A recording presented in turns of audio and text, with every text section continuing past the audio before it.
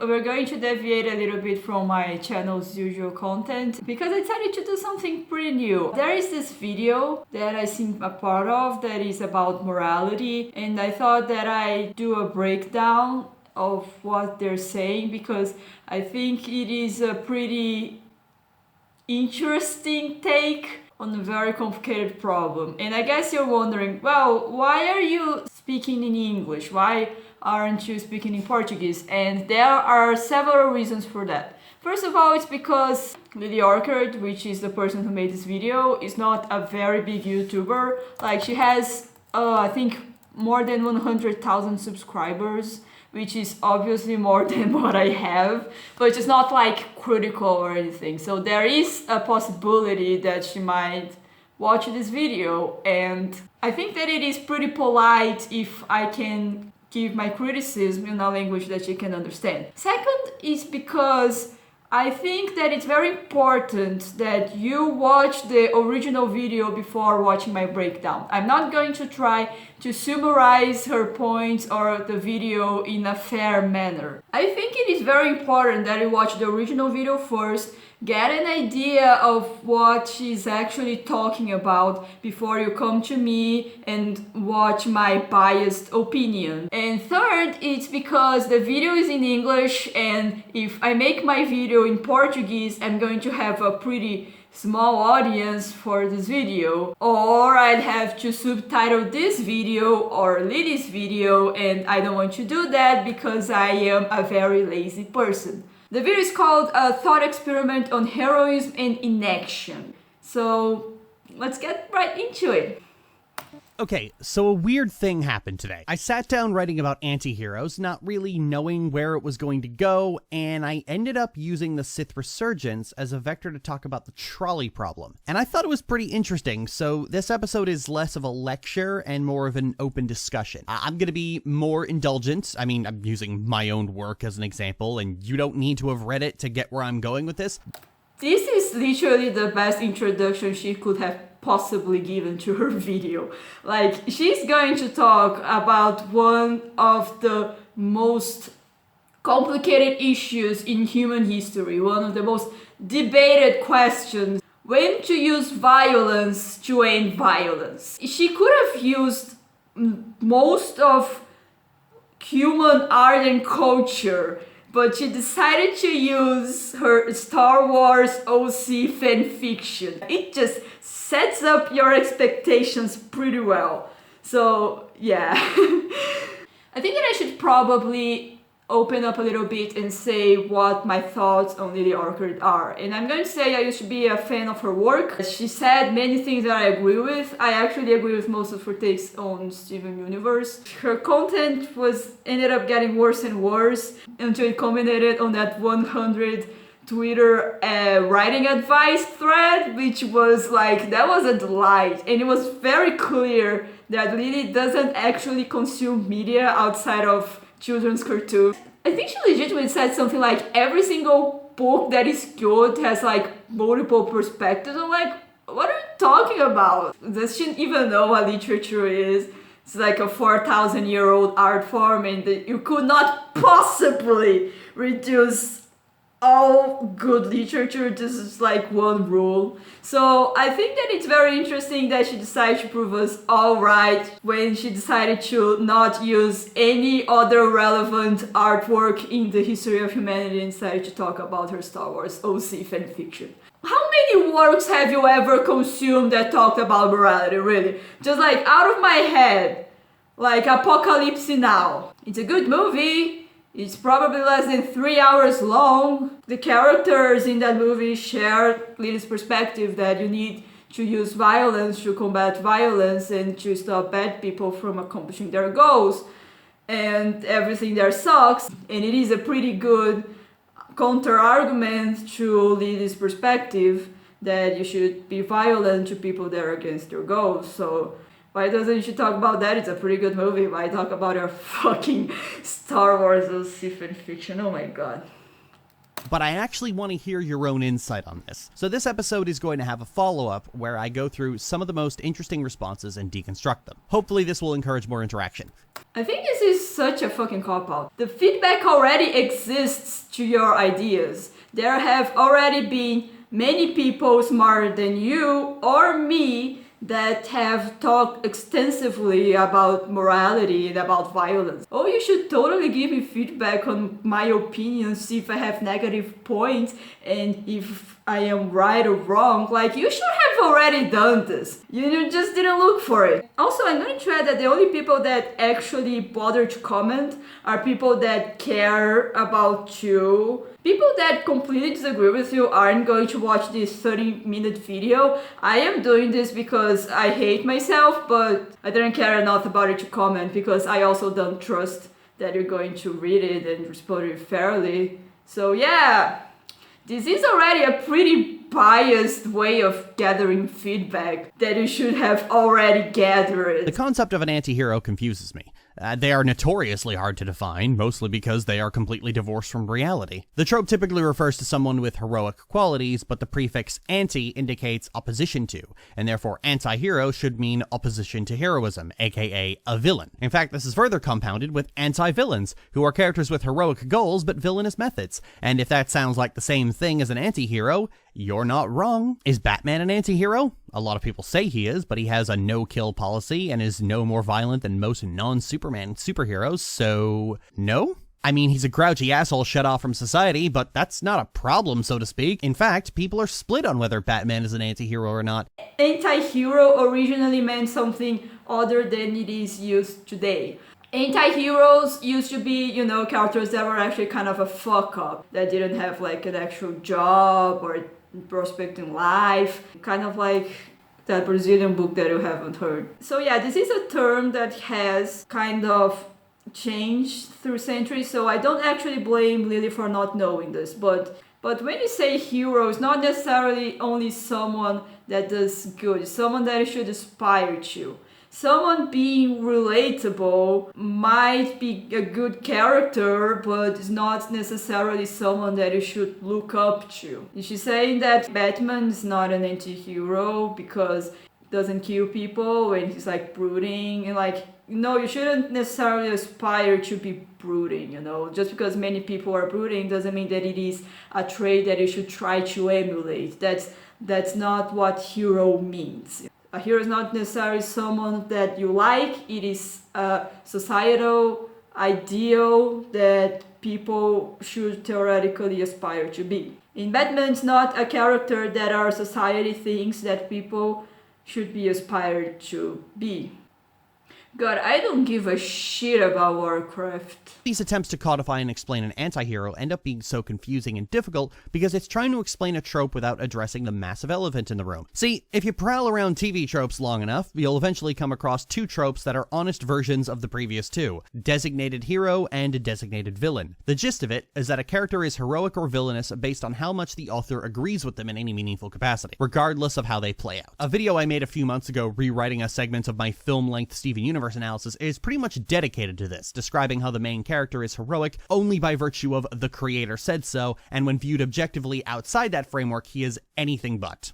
The writer constructs the world to fit his ideals, so it's not only the character. You can't just analyze a character by itself, you need to analyze the context that they're in the world they're in. Designated hero and designated villain are things that are a contradiction to the setting that they're in. As in, a designated hero is someone that does things that have consequences that the audience perceives as bad. But the consequences are things that exist in the world and the setting that the author has built. So it's not just the character, it's the world and it's the setting. It's less cultural and more dependent on the creator. For example, many stories carry the idea that there is such a thing as taking liberation and freedom from tyranny too far, and that to kill a tyrant would make you as bad as them, and that story ends up tacitly supporting the structures in power over everything else. It's very similar to people in real life saying that punching Nazis is morally wrong and preventing them from speaking is morally wrong, and you'll only drive more people to support them.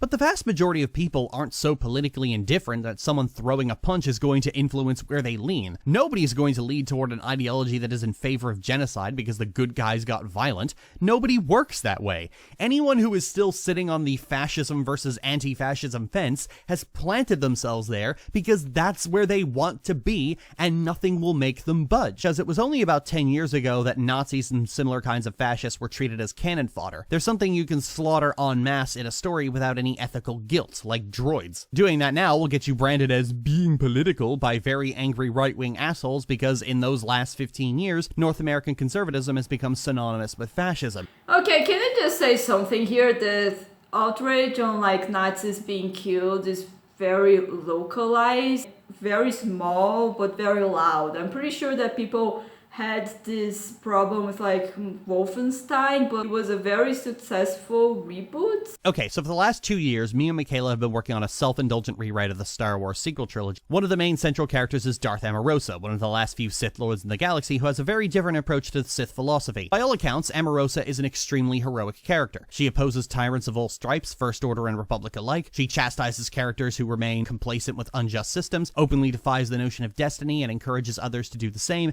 and spends half the story teaching Rey about how the machine of space capitalism is oiled with the blood of the people. Yeah, but did she do it in a smart way or a stupid way? Because I haven't actually read fan fiction, and it said that I didn't have to. Did she say smart things about oppression, or is she lecturing Leia about her Star Wars fan fiction? She's essentially a woke socialist Sith Lord, pretty much the opposite of an objectionable character. And yet, reception to her has been thoroughly mixed.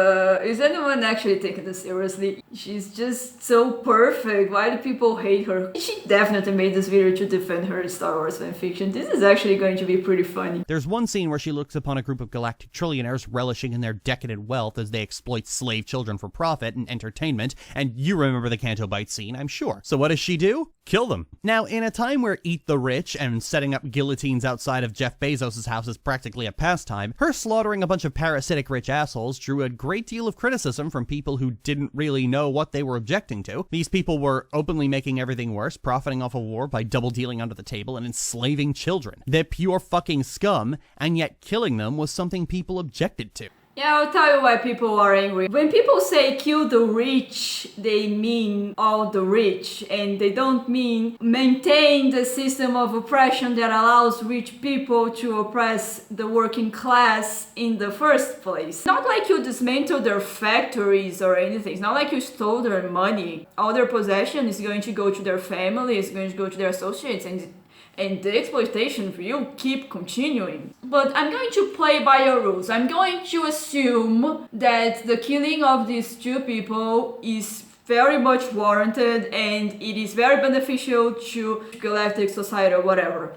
So why doesn't your character do this all the time? I am assuming that your fanfiction isn't about hunting rich people and killing them Death Note style, because you did specify this scene as being a one-time only thing, a very specific. If it is that important, then why doesn't she just do it? I suppose it must be pretty easy, at least easier than killing what I assume must be the villain of her fanfiction, like some kind of Sith with mind control powers, the Force, and these rich people are pretty physically weak, I'm assuming, so why don't you just spend the entire fanfiction hunting them down if it's so beneficial? I mean, you did say that your fanfiction is about two lesbians, so one of them could be doing that while the other goes to do whatever the fic one needs them to do. So is your OC really committed to trying to dismantle parasitic societal constructs? Or is she just doing easy things that make her feel good and don't actually change anything at all? Because of her influence, when Rey sees a guard on Coruscant abusing a Twi'lek war refugee, she kills the bastard and feels no remorse for it. This also prompted a similar response from one person who said, "What if the cop had a family he can no longer provide for because he's been killed?" If you want me to take you seriously, don't do this. This entire thing feels like a Reddit "Am I the asshole?" They're like, well, this person was so crying incoherent while I was very calm and very rational. Or one of those Twitter arguments where they draw themselves as a beautiful, calm person and the other person as ugly and very wrong. You know exactly what I'm talking about. Also, here's one thing that I just noticed while I was going to unpause the video. She is talking about like one person that thinks this about this scene. One person. She made this video, or at least dedicated several minutes of it to just one guy. The reason I'm using DSR as an example is because it's the only time I've been able to see people try to rationalize this shit in real time without the story actively reinforcing for them. Why does it need to be real time? Why can't you just like pick a book that was well read and well analyzed and see what people have to say about it? Why does it even have to be like one specific work and be like, well, this is how this work went and here's how this other work went? I mean, this was like a very restrictive selection to me, just saying. In the large scale, you have the trillionaire's Amorosa killed. If she didn't do something, they would continue to inflict untold suffering on so many people, and that suffering will be on her hands. Sure, it might not dismantle space capitalism, but the existence of a long-term goal doesn't undercut short-term gains. What short-term gains?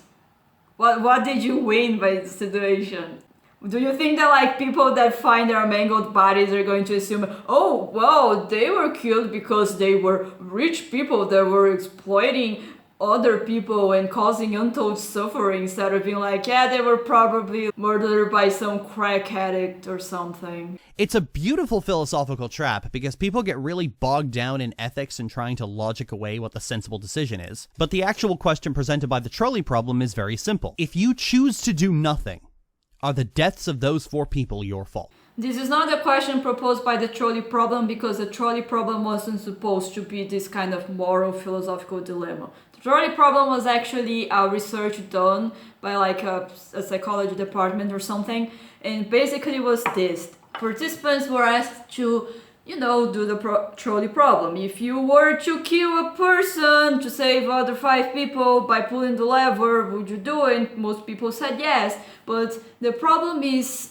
when they asked the different question, it was like, if the trolley was approaching 5 people and there was like a really fat guy on a bridge and you have to push the fat guy to stop the trolley, would you do it? And people that said yes in the previous question said no on the second. I'm not saying that this doesn't follow Lily's point, because it kind of actively reinforces it, that people will choose to uphold pacifism on the weirdest situations, even when objectively speaking both situations are the same. But what she's saying is wrong. There isn't a horde of people saying, oh yeah, I wouldn't push the lever and let 5 people die. That is literally the point of the experiment. That many people would say yes, but say no later, when the situation is almost exactly the same. But because they saw pushing a lever as being psychologically different and actually putting another person in danger when she wasn't before. If the hero chooses not to kill the villain because it's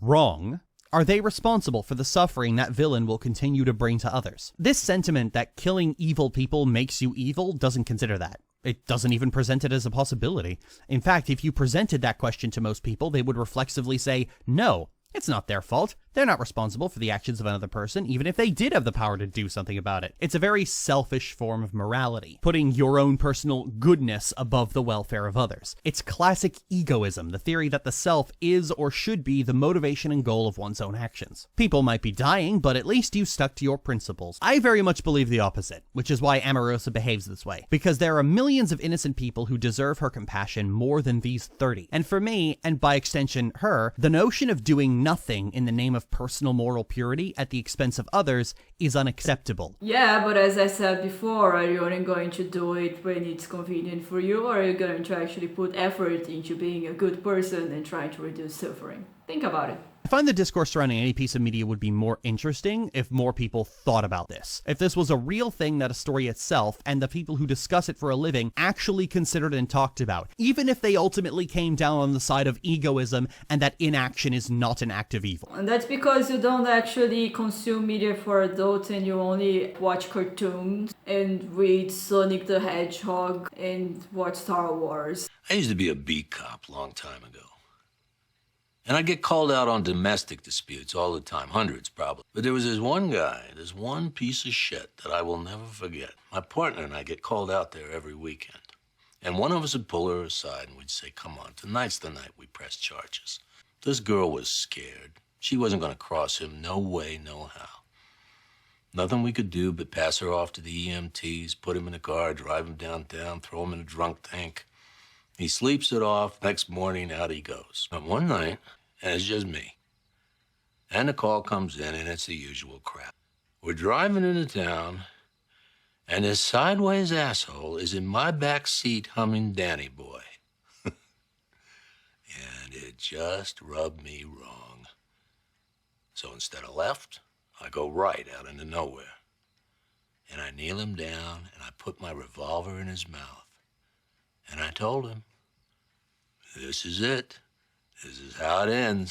And he's crying, going to the bathroom all over himself, swearing to God he's gonna leave her alone, screaming.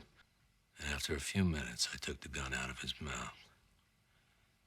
And I say, so help me, if you ever touch her again, I will such and such and such and such and blah, blah, blah, blah, blah. But 2 weeks later, he killed her. Of course. The moral of the story is, I chose a half measure when I should have gone all the way.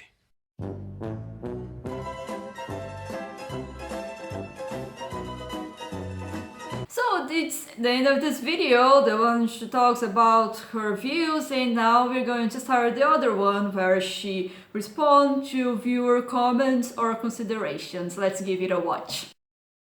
That's long been an issue with a lot of superhero comics. Now, Superman, I can understand having that code because realistically, the number of things that would call for Superman using more than 1% of his power are few and far between. Before comics went cosmic and weird, the threats were mundane, and Superman killing anyone would set a bad precedent. What? What?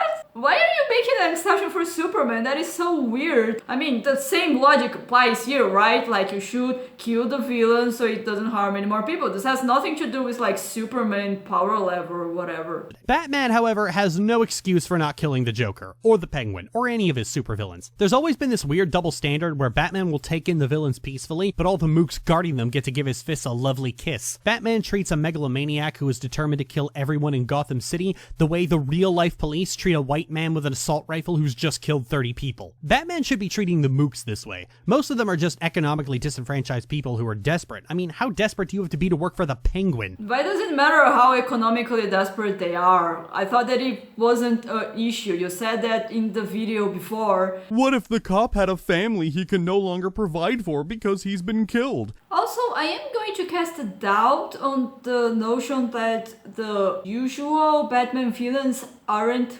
punched or treated violently. Are you seriously trying to tell me that the Penguin had never gotten a beat down by the Batman? I didn't actually read Batman comics, I could be wrong, but like, I pretty much doubt that. But the thing about this rule is that it came about during the days of the Comics Code Authority, where they literally were not allowed to do anything else. That's where all this all-sparing hero template comes from. It might be defunct, but many of its criteria are baked into superhero comics at their very core. I think you forgot something here. When a hero punches at mooks, it's usually because they aren't supposed to necessarily be dead, just knocked out, just being prevented from fighting. If someone gets punched and falls down and can't move, it doesn't necessarily mean that they die. It's just a way to, you know, portray the hero doing badass stuff like fighting a bunch of people, but actually taking them out of the action so that fight doesn't last like 3 hours or whatever. In regards to killing tyrants and how it affects your standing, it's not necessarily a zero-sum system. New Vegas did something really well with this, where you could just kill Caesar's Legion soldiers with impunity, and the end result is your reputation with them drops and they send more people after you, but your reputation with almost every other faction rises as a result. In regards to Ray killing that cop, sure, the Senate might view her in an increasingly negative light, but that refugee is alive to spread the word of what actually happened, and the end result is that the people are inspired by those actions, and that has a knock-on effect. Yeah, but like the oppressor controls the media, you do understand that, right? I mean, I'm not saying necessarily that you shouldn't do good things because it might not look good for you, or that you shouldn't necessarily care about the media says, but it's kind of weird that you didn't even bring this up even once. One of the things I hate the most about this video is that organizing and trying to implement systematic change is actually really hard. Even non-violent protests, it's hard. It's hard for you to mobilize people to go on the streets to try to ask for change. You need to take so much into consideration. The media is probably going to try and defeat you. You have to convince people that don't agree with you. And you have to change the status quo, which is obviously hard. And then Lily just strolls into the room and says, well, just kill people, just do it. The problem with that sentiment is that's the opinion everyone pretends to have. Everyone goes, I would love to know how they got to this point, but realistically speaking, it's not some noble ideal that drives people to support tyranny. Usually it's idiocy or a lust for power. You hear people often say power for the sake of power is an unrealistic goal and people don't work like that, but tyrants of all shapes and sizes do in fact work like that. You'll often hear from people that the Great Depression caused the rise of Nazis and the Holocaust. It didn't. In reality, the Nazi leaders were a bunch of alienated weirdos obsessed with problematic juvenilia that they never grew out of. Are you seriously trying to discredit the entire school of history and philosophy? Because that's kind of what they do. Look at a problem, see what generated this, Just saying that it's not important, it just feels like you're just devaluing their work. Isn't this like a question that you should ask and you should try to get answers to? Why do people do bad things? You just feel comfortable trying to ignore this? This doesn't seem like a very healthy thing to do. Oh my god, I just noticed that this video is like fucking longer than the other one. It's almost double the content. Holy shit. Okay, this is not a re-recording, this is an update because this video was originally made before the Russian invasion of Ukraine. Since then, Lily has, as YouTubers are known to do, said her very important opinions on social media on a subject that she's clearly not equipped to handle. What she said was basically that we should just attack Russia and I'll be damned. Someone has mentioned the possibility of a nuclear war and she just said she doesn't care. And I don't know how to explain to you that nuclear war not only is bad, but it's one of the worst things humanity could possibly experience. And I'm afraid that if I try, I'm going to be very impolite and say very unkind things. So let me just put it this way. Lily Orchard is obviously a very egocentrical individual that doesn't actually care about the consequences of her actions. She just wants to hurt bad people. And it's very clear that she doesn't actually care about saving innocent lives. I don't even know if she understands that there is a difference. And I decided to put this segment on this part of the video because I think that it's very telling that she has such contempt for the history and philosophy fields and she just doesn't care why people do the things they do. And let me make this very clear. Understanding why things happen doesn't mean that you agree with it or think it's okay, but it is a part of knowledge, You don't study radiation because you like radiation or you think it's really cool. Study radiation because it's a part of life and you need to know how to deal with it.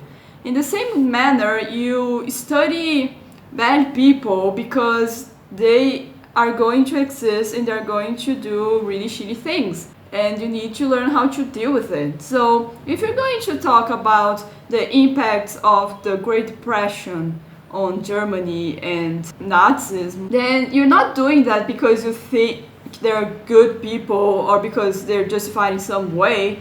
You do it because you know that there's some kind of correlation and you study it so it doesn't happen again. You don't need to like them to do this. You can't just ignore them and transform into caricatures. In pretty much the same way that you can't just look at a country that's in another country and be like, yeah, we should just nuclear bomb them. That's going to solve all of our problems. If there is any kind of advice that you should pick from my channel is that you shouldn't listen to political advice or ideologies in general of people that don't see anything wrong with literal nuclear war. I think I noticed what is the main point of disagreement between Lily and me. Lily thinks it's super important that you would kill the Joker if he ever appeared. And to me, it's less important that you have a plan in hand for when the Joker appears than it is understanding that the Joker isn't real. That The Dark Knight is a pretty good movie, but it is very steeped in post 9/11 United States ideology. That one day a terrorist will just appear on your doorstep, they don't have any names, they don't have any story, they're just the reincarnation of evil, hell-bent on destroying the American way of life. And you need to recognize that's not true. That, for example, many of the terrorist attacks on the United States were actually caused by the United States. The United States has funded the terrorists that exist in the Middle East today in order to fight the Soviet Union, and they have retaliated against the American imperialism. And the United States has tried to go to their house and kick their shit and to stop them from doing more harm. But that didn't fucking work, they had to leave. It is very important to me that you understand this, that movies aren't real, comic books aren't real, that the real world's a very complex place and you shouldn't be getting your morality from what Hollywood wants you to think or YouTubers that review cartoons for children. I included this one not because it was interesting, but because of how beautifully it missed the point. Quinn here cites a similar philosophical problem regarding organ harvesting in regards to consequentialism, yet fails to realize the futility of that. You can't just harvest organs out of one person and transfer them into another. Blood and tissue tests have to be done for them to even be a match, and most places that have the technology to do vital organ transplants also have the methods in place. Since you didn't get the point, Lily, I'm going to explain to you. The examples that you have provided us from your self-insert fan fiction is, by your own admission, they were very... oh god, I forgot the word. But what I'm trying to say is basically this. Ray and your OC are in a position of privilege. They have mental magic powers, they have a sword made of light, and they have training in how to use them. But what you're failing to consider is that life is not a story and you are not the protagonist. What if you face a situation where you could technically help someone, but you're going to risk something important to you, like your life? Is it ethical to force someone to risk their own life to save another person? Is it unethical for you to try to maintain your self-preservation? What is the difference between sacrificing your life and sacrificing like your home or your job, which means you're going to starve to death? You know, this is honestly very interesting, and this is a dilemma that actually applies to real life, unlike your self-indulgent Star Wars fanfiction. Self-indulgent, that was the word, god damn it. You don't need to specifically look at the problem on the side of consequentialism, and this goes for everyone who said something along the lines of, it depends on the situation. Yeah, it obviously depends on the situation. Whoa, this is not what you said. That is not what she said. She was like, oh, if you don't pull the lever, you are obviously a bad person. Wow, if you choose not to do something that will obviously save lives, then it will totally like be your fault. So where did this come from? It obviously depends on the situation. That is not what she said. That is not even what she implied. To be fair, she did say that she was willing to have a conversation even if it went on the side of not doing any kind of harm, if just want to have the conversation. But this is not what was implied at all, and you didn't even engage with the first part of what he said. What the hell? What the hell?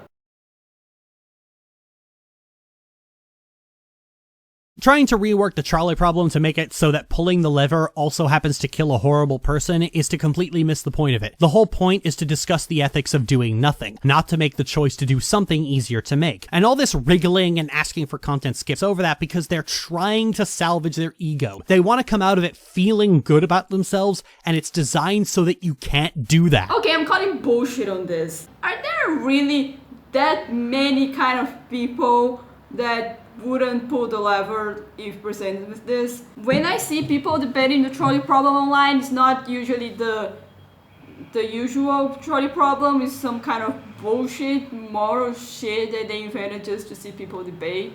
I am willing to bet money that these people that Lily talked about don't actually think you shouldn't pull the lever. They're just like really freaked out by Lily just asking all these questions about morality. Just being like, dude, I don't want to discuss this. I don't want to kill people. Fuck off. And now she's like, whoa, guess he's just an egocentric moralist person. I'm willing to bet money that this is what happened. This one here makes my point for me in a lot of ways, particularly the remark about characters like Steven and how it ties back to ego I mentioned above. It's one of the reasons you tend to see white liberals completely fucking stall in regards to their own self-improvement, in regards to things like racism, because they've invested so much ego in the idea of themselves as one of the good ones that they become my ex-fiancé, sulking and moping and getting exceedingly defensive at the admittedly very tame reality that they're not as perfect as they thought they were, which leads to defensiveness in a bid to preserve one's own ego. I don't know who these people are. Okay, I know ContraPoints, I know Sean, PewDiePie, Philosophy Tube is there, she put her name in that, and everything I know about Vosh was entirely against my will, but I do know who he is. The rest of those I have no fucking idea, and she doesn't even try to explain. She puts these words next to their faces, but only some of them, the others don't have that. So I think that if you're going to criticize someone that has a massive following online and their job is to maintain that, I think you owe to them to be fair. I'm not saying that you should be nice. I mean, you have made it this far in this video. I don't think you believe that I believe that. The least you could do is at least tell us what they did. I have no idea who this guy is, but when I see his picture now, later on, I will think about what Lily said about him being a bad person, even subconsciously, because it's the first info I'm receiving on this guy. And this is something that affects his job, you know, his income. If he is this much of an asshole, if it's that important that you criticize him, don't you think you should, you know, criticize him? At least put a little word here saying what he did? I mean, can you imagine if someone did this to Lily Orchard, made a video and just put her photo on it and be like, yeah, this is a shit person, don't ask me any questions, just trust me. I'm pretty sure she would be really mad and really upset. So yeah, she just went completely off track to complain about other people that she doesn't like, and she doesn't even complain about other people that she doesn't like. And not only she's not telling what they did, but she's not even telling you their name. You know, if you really cared, you would, you know, care. It looks bad no matter what side you are.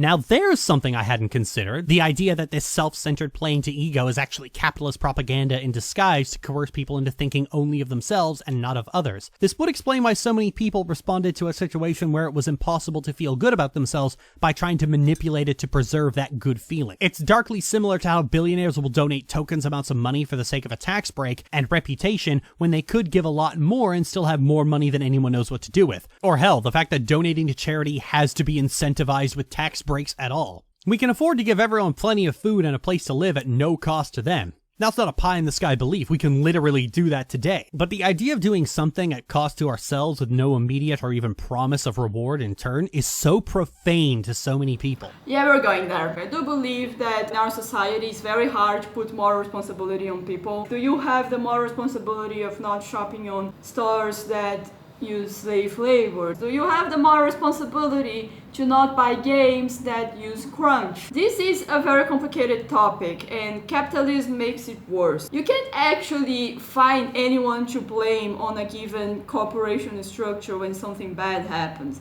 It's the fault of the workers that didn't pay enough attention because they were the ones that actually did the thing, but the corporates were the ones that ordered it. But the corporates are only following the actions of the stockholders, and the stockholders don't actually care. They just want to make a profit. They're not actually looking into the operation. So I do believe that it is very useful to capitalism that we don't even try to make things right and we just kind of stay out of it. I think that she has a point. With that being said, Lily is defending fascist rhetoric. This is not an opinion, this is a fact. Lily is defending the exact kind of fascist rhetoric that gets minorities, LGBT people, people of color, all of that crap, they die because of what she's saying. I am not saying that she is a fascist or a racist or whatever, but I am pretty sure she is North American. This is the kind of shit that post 9/11 United States trying to make the rest of the world swallow. We are invading Afghanistan and Iraq and just doing a lot of awful shit. We have the Guantanamo Bay that just tortures people, but what are we gonna do? Let the terrorists win? We can sacrifice a few lives to protect the rest of the planet. Oh, it's okay if we use police brutality to just kill a bunch of innocents, because police is actually helping more people than they're harming, you know? This is the kind of rhetoric that she's defending, and I am shocked that she didn't notice this, that the main justification that right-wingers use to be violent to LGBT people is protecting children. And here's the thing, it has been studied, it has been well observed that reforming bad people is cheaper, more effective, and just better than just punishment. In my country, which is Brazil, in case you haven't noticed yet, we have very violent police, and our security still fucking sucks. It's terrible. We have one of the highest murder rates in the planet. We have more dead people than countries in literal war. And people keep trying to make police more violent, like, wow, we should give them more power. We should give them more freedom to harm people. That is certainly going to help. But it haven't helped this far. Like, I'm not even going to get into corruption or people just abusing their power. Let's talk about them actually succeeding in what they're trying to do. A few months back, in northern part of the country, the police actually succeeded in killing a very major drug dealer. And the response was a very violent retaliation on the city. This is them doing their jobs. They have competently done what they wanted to do. And you have to wonder, is it worth it? Like all this fucking bloodshed? Don't we have other means to help people? Why don't we try to legalizing drugs to try to reduce the power of our drug dealing cartels? Why don't we try rehabilitating prisoners, you know, having an actual fair justice system and prisons that actually serve as places of rehabilitation? Why don't we try doing literally anything else but trying to kill people that we consider to be the bad guys? Because we have been trying that since forever, at least since our dictatorship days, and people actually look fondly upon our dictatorship. I don't know if you noticed, but our country still sucks. Our military dictatorship didn't fix anything. If violence helped solving things, it would have already worked. And whether or not you like the police or hate the police, it is a fact that this is a platform for the alt-right. This is what put Bolsonaro into power, and this is what Lily is defending. And I'm not saying that she's doing this intentionally, that she is a Bolsonaro supporter, but she is using the same rhetoric as them, and it's fucking rich that she tries to tell us this, that if you try to use non-violence, then you are supporting capitalism and supporting fascism. It's like, you are throwing a lot of stones for someone who lives in such a glass house. So yeah, what have we learned? Real life is complicated and you shouldn't get your morality views out of YouTubers and fanfic writers. And like, you know, just try to be better today than you were yesterday. I don't understand why this video was made, honestly. I guess it was just like defend the fucking fanfiction. I hope that you enjoyed my video. Please like and subscribe and all the crap, and I will see you later. Not sure if I will do another one of these because Jesus man, it was very long and it's very late. But maybe I will, who knows.